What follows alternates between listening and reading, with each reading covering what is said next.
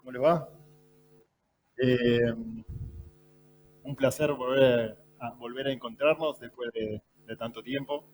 Eh, es un muy lindo espacio este para volver a encontrarse con amigos, charlar, tomar un mate y, bueno, y escuchar algunas ideas nuevas que se están dando y ver cómo los técnicos están pensando los cultivos y esta campaña en particular. Yo soy Luciano Ascheri, soy asesor del CREA Montemaíz. Ya voy a cumplir 18 años siendo asesor y estuve 2 años antes siendo asesor del CREA, coasesor del Montevideo Reveal, así que estoy hace 20 años en el movimiento. Me tocó, en mi presentación, me pidieron hablar del cultivo de soja, de qué está haciendo la región CREA Sur Santa Fe con el cultivo, y bueno, cuál es su manejo y qué es lo que esperamos para la próxima campaña. ¿Vamos? ¿No se escucha? Bueno. Hola, hola. Ahí está, mejor. Muy lindo, pero...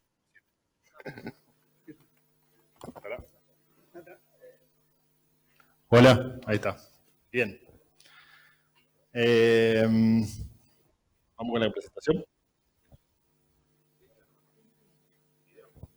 Arranco.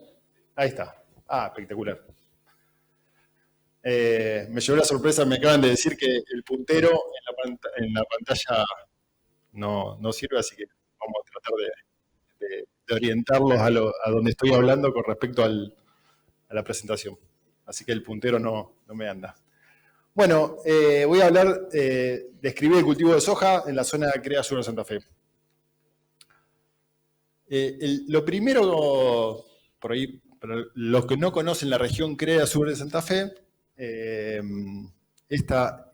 la región está constituida por todos estos grupos. Éramos 17, gracias a Dios, y se incorporaron 2 grupos nuevos este año, Costa del Carcarañá, estaba apuntando con el puntero y Costa del Carcarañá y La Maroma, cerca de Montevideo. Deberíamos ser 19 ahora, si no hago mal las cuentas. Y básicamente la región la separamos en 3 grupos, en 3 zonas distintas. O sea, hacemos 3 subzonas, que es de la ruta, aproximadamente ruta 9 para el norte, en la zona centro de Santa Fe, la zona de Córdoba, que es sudeste de Córdoba, es donde yo trabajo en el CREA Montemaíz, y la zona sur de Santa Fe, norte de Buenos Aires, donde está María Teresa, Santa Isabel, Ascensión, Teodolina y Arenales. Les muestro otro mapita para que un poquito se orienten, porque la presentación siempre voy a hacer referencia a, no voy a hablar en un grupo particular, sino voy a hablar por zonas. Y cómo esas zonas, cómo es el manejo del cultivo en cada zona en particular.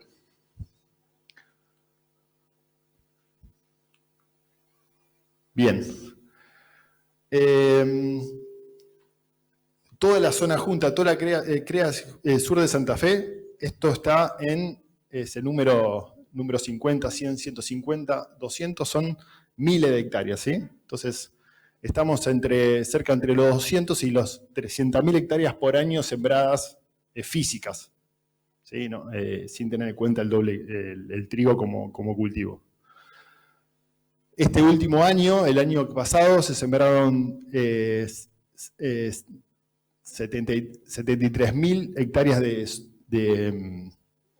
vamos acá, 73.000 hectáreas de maíz de primera, 24.000 hectáreas de maíz tardío, 12.000 hectáreas de maíz de segunda, 83.000 hectáreas de soja de primera y 78.000 hectáreas de soja de segunda. Un poquito para ver, estas son todas las hectáreas relevadas que tenemos, hay algunas, puede ser algunas hectáreas más que faltan relevar, pero en total hay 31 años de análisis de base de datos de la región CREA, casi 130.000 lotes y casi 6 millones de hectáreas relevadas en estos 30 años. Aproximadamente unos unas 300.000 hectáreas por año. Para ver un poquito la rotación, cómo está compuesta, básicamente se vio la incorporación de los años 2008, 2009, 2010, empezó a aparecer el cultivo de maíz tardío dentro de la rotación.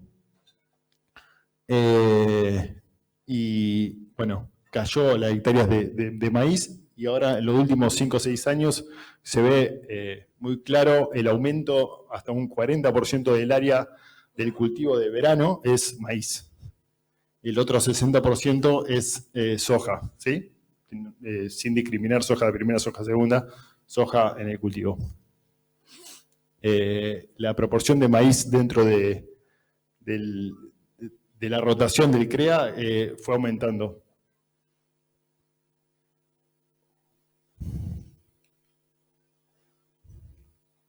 Y también quería decir, bueno, la proporción también, esa intensificación, recién hablábamos con Ricardo acá, de la intensificación, hizo que el área de soja de primera empiece a tener una importancia menor dentro de la rotación con respecto a años anteriores. Hoy el área de soja de primera no llega al 30%.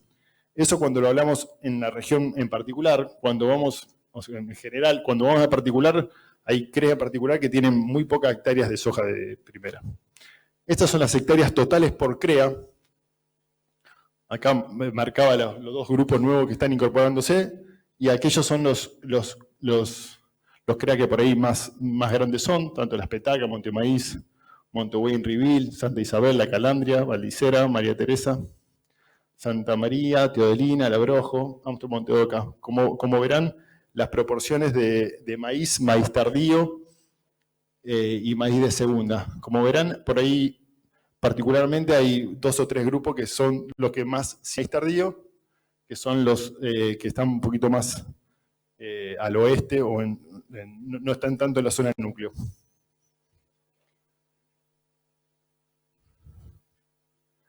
Y esta es la proporción de doble cultivo, ¿sí?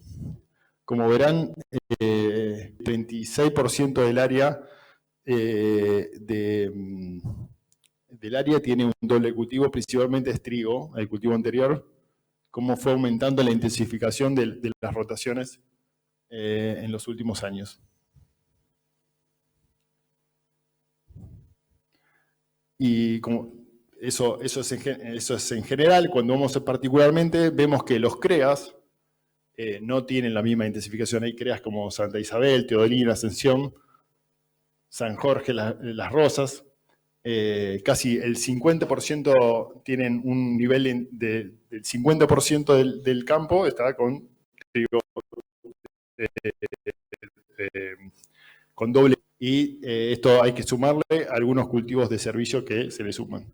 Y por ahí hay algunos CREA que están más al oeste, o donde por ahí hay una otra limitante, donde se hace un poco menos de trigo, en mi caso el Montemaíz, donde esa rotación, el trigo está por debajo. Con esto lo que quiero describir es que es una zona muy grande, donde zonalmente hay distintos manejos, hay distintas intensificaciones, hay distintas rotaciones. No es homogéneo el manejo en todo el CREA. Cada zona, cada CREA tiene su particularidad y el manejo es particular para cada grupo. Hasta ahí fue la descripción del cultivo, de las rotaciones, en lo que es un pantallazo del cultivo en la región CREA Sur Santa Fe. Y vamos a ver cómo nos fue con el cultivo de soja estos últimos años. Cuando vamos al rendimiento de soja del año pasado, ahí tenemos los distintos grupos CREA, están agrupados según las zonas que le había descrito anteriormente. Ahí tienen Armstrong, Monte de Oca. Ese es el rendimiento del año anterior con respecto y en verde clarito es este último año. Como verán, este último año tuvo un aumento de rendimiento Armstrong, Monte de Oca. Colonia Medici también con aumento de rendimientos, Costa de Carcañá, el año pasado no estaban. El abrojo, ya con rendimientos un poquito más. El abrojo está en la zona de Nuetinger. La calandria, también con aumento de rendimientos. Las petacas, Rosario y San Jorge de las Rosas. Como verán, todos los rendimientos de este año que pasó fue mayor al del año anterior. No sé si a ustedes les han pasado lo mismo, pero bueno. Cuando vamos a la zona sur de Santa Fe, norte de Buenos Aires, vemos que los rendimientos, también hubo mejores rendimientos de soja de primera este último año con respecto al anterior, en casi todos los casos, Santa Isabel, Teodelina. Y cuando entramos en Córdoba, también pasa lo mismo. Montevideo y Reville fue el que rindió un poquito por debajo. Montemaíz rindió un poquito más, 3 quintales. Posta Espinillo y Santa María. En promedio, en la zona centro, son 266 kilos más este año con respecto al anterior. En la zona sur de Santa Fe, norte de Buenos Aires, 270, y sudeste de Córdoba, 239 kilos más este año con respecto al año anterior. Recién hablaba con un colega que uno, por ahí, como se presentó la campaña, uno pensaba que tal vez hubiese sido peor, porque en realidad fue un año que se sufrió bastante, y bueno, hablábamos de una lluvia oportuna que hicieron que lograran tener ese rendimiento. Y esto en soja de segunda, y aquí podemos ver el impacto que tuvo un poco la sequía, ¿no? Toda la zona centro Santa Fe, en casi 5 quintales por crea, 5 quintales menos de rendimiento en soja de segunda, en algunos lugares que no llegó a 20 quintales, como Crea Rosario. Norte, provincia de Buenos Aires, fíjense cómo se invierte, donde la soja de segunda rindió más que el año anterior, en la mayoría de los casos. Y en el sudeste de Córdoba, con esos rendimientos de 40 quintales, Valdicera, La Maroma, Montehuey, Montemaíz, en este caso en el sudeste de Córdoba, rindió menos. Fíjense que para el caso de Centro Santa Fe, casi 6 quintales menos con respecto al año anterior. Lo que es sur de Santa Fe, norte de Buenos Aires, casi lo mismo en promedio. ¿Sí? Algunos crean más, pero lo mismo. Casi no tuvo un efecto de la sequía ni la helada en particular. O sí lo tuvo, pero no se vio reflejado en rendimiento. Y en el sudeste de Córdoba, 2 quintales, 8 menos este año con respecto al año anterior. Y acá está reflejado un poquito la condición de seca que se vivió.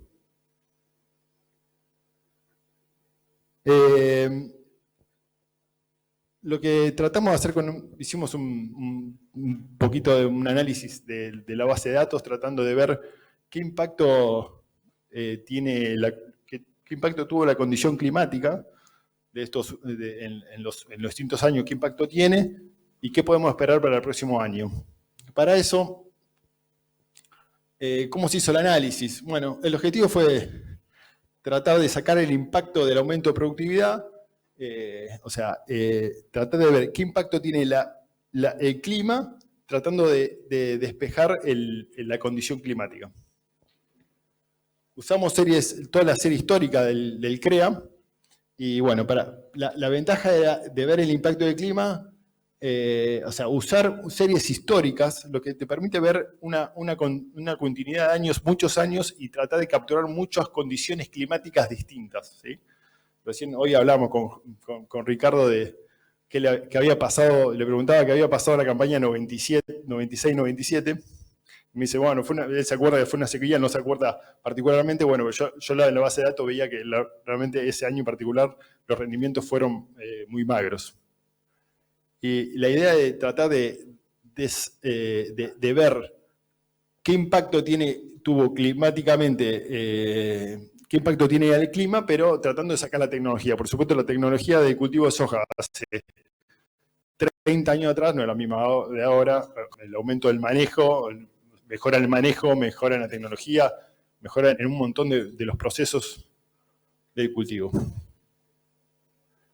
Bueno, para esto, en realidad, se hace una media móvil, que en realidad es un promedio de los 5 últimos años, tratando de decir, bueno, en esos 5 años la tecnología no ha variado demasiado. Y eso se va corriendo, o la adopción de una nueva tecnología tarda en adoptarse, y entonces el proceso es más gradual. Por eso se usó la media móvil para analizar. Voy al modo, al ejemplo. Como verán acá, estos son el aumento de 27 campañas. Como verán que tanto centro de Santa Fe como el sur de Santa Fe, como el sudeste de Córdoba, los aumentos de rendimiento vienen aumentando el rendimiento, pero con mucha variabilidad. Y esa variabilidad principalmente está dada por una condición climática, ¿sí? Si nosotros todos los años usamos una tecnología muy parecida, igual o muy parecida, lo que me sube de aumento de productividad o lo que me bajaría de aumento de productividad debería ser alguna condición climática que sufrió el cultivo en particular, en ese año en particular. Ejemplo, en gris, eso fue 11-12, o la anterior de gris, que fue 2007-2008, perdón, 2008-2009. Me acuerdo porque las viví a esas. Fueron condiciones climáticas de sequía puntual. Pero fíjense, algo que ustedes pueden ver ahí, que para todas las zonas no fueron iguales los impactos. Hubo años que impactó más y años que impactó menos. Ejemplo, este último año en particular, fíjense que el sur de Santa Fe, los rendimientos promedio arriba de 45 quintales, y para centro de Santa Fe llegó a 36, 37. Fíjense cómo el impacto de la sequía no fue igual en las distintas zonas. Para eso tratamos de normalizar, usamos la media móvil, y el aumento de rendimiento por la mejora en el uso de los recursos, en la mejora del manejo, en la mejora de las tecnologías, el mejoramiento genético, hace que en esta serie histórica de 27 años, en promedio la zona aumenta 45. En promedio, de los últimos 27 años, aumentó 45 kilos por año de rendimientos. Sudeste de Córdoba fueron 60, sur de Santa Fe 61 y centro de Santa Fe 39. Todas las zonas mejoraron la eficiencia. Pero bueno, a lo que voy, los últimos 27 años hay 1.200 kilos más. Hoy estamos sacando 1.200 kilos más de soja por hectárea que hace 27 años atrás. Para capturar esa variabilidad climática, lo que hicimos en este trabajo es ver qué diferencia tenemos entre la media móvil con respecto al año puntual. En este caso, en el eje de la derecha, ustedes van a ver la diferencia de rendimiento con respecto a la tendencia. Y en el eje de la izquierda van a ver la diferencia de temperatura del Pacífico para los meses de octubre, noviembre, diciembre y enero. Esas son las temperaturas del Pacífico. Acá en valor 1 es lo normal, o sea, el promedio. En celeste son los años niña, en rojo son los años niño y en amarillos los años neutro. Acá van a ver, estos dos últimos años fueron años niña, año neutro, año niño, niña, y verán, así ven. Bueno, ¿qué impacto tuvo el año con respecto a la condición climática del año relacionada al año niña con respecto a los rendimientos? Como verán, para las distintas zonas tuvo distintos impactos. Acá lo primero que pueden ver es que tanto 2008, 2009, 2011, 2012, 2017, 2018, me acuerdo de cada uno. Esta fue la sequía durante el gobierno de Macri, no sé si se acuerdan. 2011-2012 fue una sequía que impactó mucho. Esta fue del conflicto del campo. Es como que uno le puede poner nombre a cada uno de los eventos. Y esta fue la del último año, que fue la segunda niña, y los rendimientos de soja no fueron tan magros. Pero bueno, lo primero que uno puede observar es que después de un niño, vino la niña y los rendimientos no cayeron mucho o no se enteró. A la segundo año consecutivo de niña, tuvo la caída. Hubo niño, me acuerdo este año fue un excelente año, llovió muy bien. El año siguiente fue niña, los rendimientos estuvieron cerca del promedio. Al año siguiente de niña, volvieron a caer. Después tuvimos 4 años de muy buenas lluvias, exceso de lluvia en muchos lugares. Ahí vamos a mandar unas fotos de cómo era la situación en particular en este periodo. 2017-2018, segunda niña, ahí donde hubo caída de rendimiento, no tan grandes, y no toda la zona lo mismo, ¿no? Y 2020-2021, segunda niña. Eso es para soja primera. Si vemos el rendimiento promedio, los años niños, estamos en 330 kilos por arriba de la tendencia. Los años neutros, 117 por arriba de la tendencia. Los años niña, 88 kilos por debajo de la tendencia. Y la segunda niña, estamos casi 3 quintales y medio, 368 kilos por debajo de la tendencia. O sea, podemos esperar casi 4 quintales menos en la segunda niña con respecto a la tendencia, ¿sí? Esto ya empiezan a hacer, ya veo que están todos haciendo cuentas. ¿Cuántas hojas menos van a tener aquí viene? La tercera ya ahí ya me escapa. Soja de segunda, la variabilidad está claro que tiene que ser mayor. ¿Por qué? Porque cuando partimos de un cultivo de segunda, el perfil normalmente está más seco. Es más probable que esté más seco. Está más seco porque el cultivo de trigo consumió. Y la variabilidad de rendimiento es mayor. Ahí ven la variabilidad de rendimientos. El incremento de rendimiento de los últimos 27 años zonalmente fue de 38 kilos. ¿Sí? Hoy tenemos 38 kilos, todos los años 38 kilos más de soja de segunda por mejora en el manejo, en la genética y demás.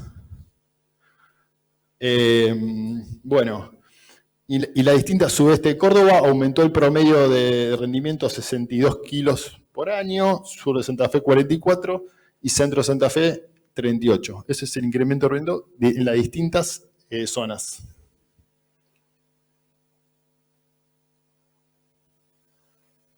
Bueno, en soja de segunda, como verán, el impacto que tiene los rendimientos con respecto a la tendencia también es muy claro. Los años niño, cómo se van por arriba de la tendencia, año niña por debajo de la tendencia, año niño por arriba, año niña por abajo, y así. Estos años se inundó todo el sur de Santa Fe, año niño, o sea, es una relación, por supuesto que hay una correlación lineal entre las lluvias y el año niño-niña, y esto se ve en los rendimientos. Si nosotros vemos la segunda niña, 4 quintales menos con respecto a la tendencia, y los años niño, 4 quintales por arriba de la tendencia.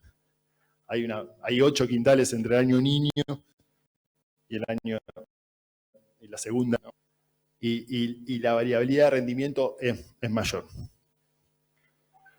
Esto también, para que a usted le quede claro el riesgo que podría ser el doble cultivo. Hoy venía con unos amigos en la camioneta y hablamos del consumo de agua del doble cultivo, que uno podría estar esperando 1000 milímetros, y si te llueve 600, 700, te faltan 300. El cultivo que más impacta por ahí es el segundo cultivo, y se ve reflejado acá, en una serie histórica de 27 años. Lo importante que quería dejar el mensaje con la fase ENSO, con la condición del Pacífico, es que sea niña no te dice nada. O sea, no se ven los rendimientos, se cae si vos tenés agua en el perfil, o el año anterior fue niño, te sobró agua del año de la campaña anterior. El problema es que es niña si venís con un perfil seco, ¿no? Y en eso estamos.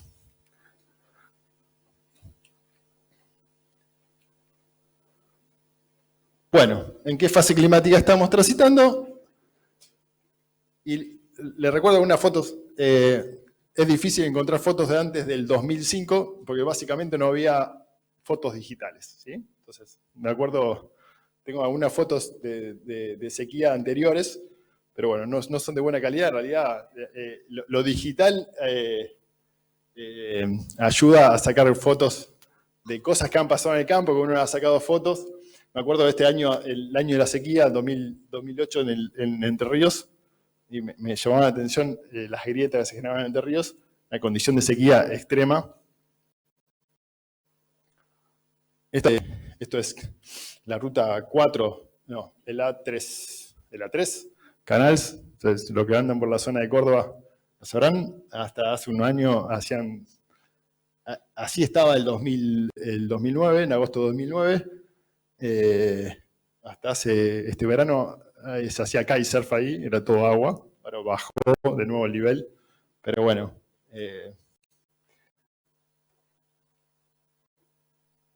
2015, allá está Idiazábal, esa fue la inundación de Idiazábal. Ese es la cuenca del Chato, pasado de agua, esto 2015. Esa es la fase climática que yo les mostraba, esa segunda, tercera línea. ¿Ya estamos? Ah, bueno, a ver. A mí también me falta un poquito. Este es el cruce de Cábana, tiempo cortado. Hoy está todo sembrado. Eso está todo sembrado. Esto es un camino de un cliente que tengo entrada a Santofemia, que la lluvia se llevó el camino, tuvieron que levantar todo. Esto es llegando a Las Rosas en el año diciembre de 2018. Y con esta foto lo que le quiero recordar un poquito en qué fase estamos, ¿no? O sea, tratar de capturar, cuando tenemos condiciones de agua, tratar de capturar y tratar de transformar toda esa agua en granos. Y cuando estamos en condiciones de defensivos, tratar de cuidarla lo mejor posible. Bueno, diagnóstico actual. ¿En qué situación estamos hoy? ¿Qué podemos esperar? ¿Y cómo podemos adaptarnos a la situación? ¿Qué objetivo? Anticiparte a los hechos y posibles escenarios. Este es un mapa de riesgo, seguramente la mayoría lo ha visto, que en general falta agua en muchos lugares. Es una estimación del Instituto de Clima y Agua, donde te da que en muchos lugares falta una condición de falta de perfiles. Todos lo saben, pero bueno, en esta es la situación actual. ¿Alguno recuerda para qué sirve esto? El otro día hablaba con unos chicos de campo y digo, ¿cómo están los fedímetros secos? La pregunta fue, ¿hay algún fiatrímetro que tenga agua? Y me dijeron, no, creo que hay uno allá, el otro todos están a 3 metros. No, ninguno tiene agua. O sea que la napa bajó, en los últimos 3 años bajó bastante. No sé si, Pali, si se siguen juntando los lo de Napa de Marco Juárez. Se siguen juntando. A comer asado se deben juntar. Este es un análisis de agua del CREA donde yo trabajo. Esto es Montemaíz. La mayoría de los lotes están con perfiles. Esto es 50%. Hay un poquito de napa acá abajo, un poquito más de agua, pero la mayoría están por debajo del 50%. Y el otro día me pasaron un análisis que era increíble. No sé si tenía ni el 10% de agua útil. Y me dice, che, este lote pensaba que iba a ir a maíz temprano. Es una herramienta, es laboriosa porque hay que hacer un trabajo interesante, pero es la mejor herramienta que tenemos para diagnosticar en qué situación estamos. Bueno, como saben, vamos hacia un pronóstico de niña. La niña lo que fuertemente tiene un impacto negativo en la primavera, octubre, noviembre, diciembre. La señal niña tiene el efecto más fuerte en la primavera para nuestra zona. Y a partir de febrero en adelante, la señal, ¿qué significa la señal? La señal sería la temperatura del Pacífico con respecto a las lluvias. Cuando no hay señales que no tiene nada que ver la temperatura del Pacífico con las lluvias, o sea, esa señal es muy fuerte, o sea, tiene una correlación muy alta con la lluvia de primavera, pero no con la lluvia del otoño. Bueno, acá está otro trabajo que dice más o menos lo mismo, que en otoño, esto de la correlación, entonces no hay señal, o sea, pequeña señal, un poquito más de lluvia en otoño, el niño en junio, agosto, julio, lo tenés en las precipitaciones de octubre, noviembre, diciembre, el efecto niña, ese es el efecto niña en todas las partes del mundo, ¿sí? El efecto niña, donde hay, si es niño en la Argentina, en Australia y en todo el sudeste asiático, se seca. Pero es muy fuerte el efecto. Entonces, cuando están los pronósticos para este año, ¿qué te dicen los pronósticos? Y que va a ser seco, por lo menos los pronósticos que hay del Instituto de Clima de la Universidad de Columbia, que básicamente dice que septiembre, octubre, noviembre, toda la primavera va a ser más seca de la media, básicamente por el gran señal fuerte que tiene la niña sobre el clima en particular. Y esto salió ayer también, esto es del Servicio Meteorológico Nacional, que dice que para los meses de primavera, septiembre, octubre, noviembre, la probabilidad de lluvia es un 60-70% por debajo de lo normal. Bueno, acá está el escenario, ¿sí? Es el escenario. Ya hicieron cuenta cuánto va a rendir menos la soja. ¿Qué estrategia, qué podemos hacer bajo este escenario? Y hay algunas recomendaciones de manejo en las cuales, qué herramientas tenemos nosotros. Yo voy a hablar particularmente del cultivo de soja. Cristian después va a hablar del cultivo de maíz. Para mitigar esta adversidad y tratar de capturar todo el potencial que tiene nuestros ambientes bajo esta condición particular, que no la podemos cambiar, solo podemos adaptarnos.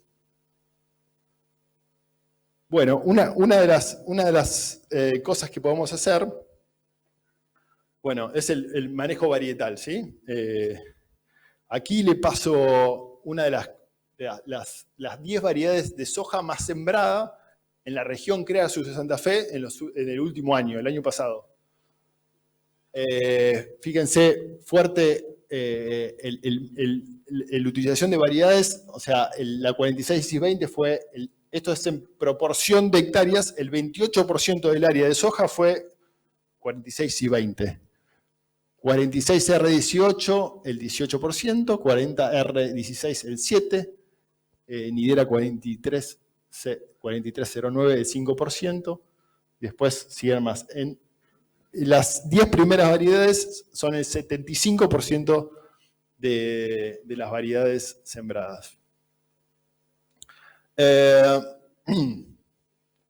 Tecnología en LIS, el año pasado se sembró entre el 2 al 3%, recién está entrando nuevas variedades con tecnología en LIS. La tecnología en LIS es una excelente herramienta para estas condiciones de sequía, donde por ahí los preemergentes no funcionan todo lo debido, o sea, la residualidad al no tener lluvias no funcionan tan bien. Pali después va a hablar de esto. Y la utilización de en LIS, bueno, el 3%, RR y BT. El BT casi el 50%, el 47, 48% la soja que se siembra en la región Criada de Santa Fe, que son cerca de 120, 130.000 hectáreas, es BT.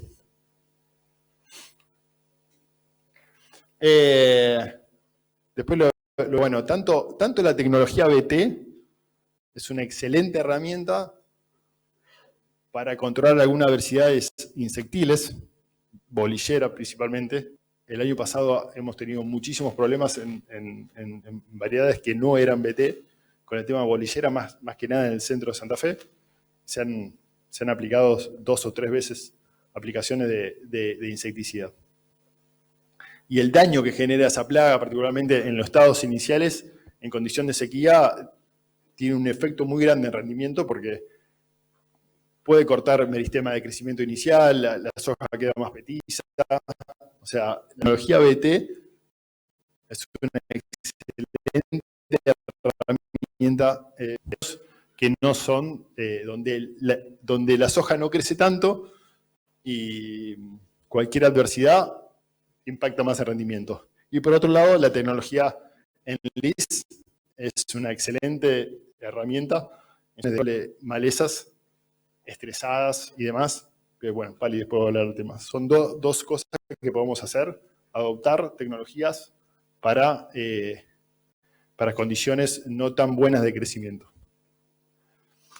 Como sabrán, la región Criada de Santa Fe me acuerdo cuando se largó, la red de soja debe tener, no sé, 12, 13, 14 años.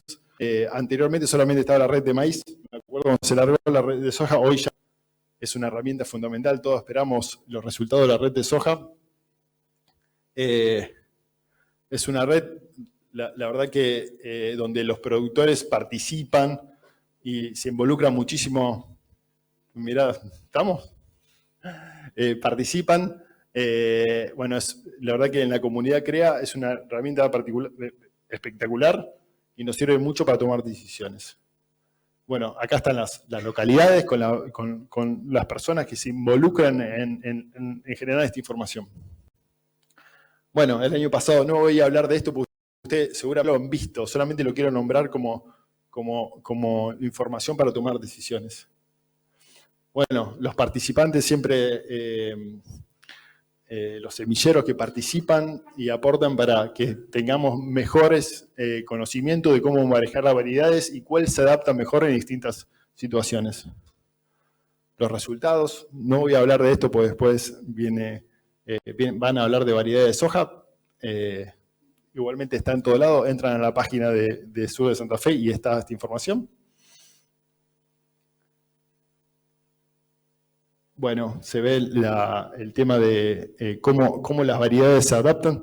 En este caso particular, 46 y 20 fue la mejor, esto es rendimiento, la mejor variedad y con una estabilidad muy buena en todos los ambientes. Para arriba son las variedades que se adaptaron mejores a condiciones de más potencial y para abajo aquellas variedades que se adaptaron en condiciones de más condición de estrés. A mí el que más me gusta es este, porque en realidad te dice dónde estuvo la interacción. Este es un modelo AMI, es un biplot modelo AMI, que básicamente se lee así. En los ensayos de María Teresa de segunda, de Odilina de segunda, me acerco y no veo nada. Bueno, estas variedades reaccionaron de manera positiva y a estar del otro lado de estas localidades, como en Pujato y ¿cuál era acá? No me acuerdo. En manera negativa, ¿sí? Estas variedades se adaptaron mejor en estos ambientes particulares. Como verán, no hubo las variedades interaccionaron distinto en distintas localidades. Ustedes tienen que buscar cuál es la que se adapta mejor para las situaciones de ustedes. Cruz Alta. Gracias. Bueno, la evolución de siembra. Entonces hablamos de variedades como una herramienta para tomar decisión. La otra herramienta fecha así, la región Criada de Santa Fe, soja de primera año pasado. Como verán, en gris abajo está el promedio. Básicamente, si llegamos al la primera semana de noviembre se sembró el 50% de la soja en la región CREA. O sea, ahí ya tenés 40.000, 45.000 hectáreas de soja al primer semana de noviembre, y ya terminando noviembre se sembró toda la soja primero. Quedaron algunos lotes por ahí, andás a ver cuál fue el motivo. Bueno, terminaron sembrándose más tarde, en diciembre. Esta es una herramienta que podemos hacer, que tenemos para adaptarnos a condiciones de sequía. Ahora vamos a hablar un poquito de eso. Y soja de segunda, como verán, el año pasado tiene la misma tendencia. Digamos que el año pasado se sembró muy parecido al histórico, ¿sí?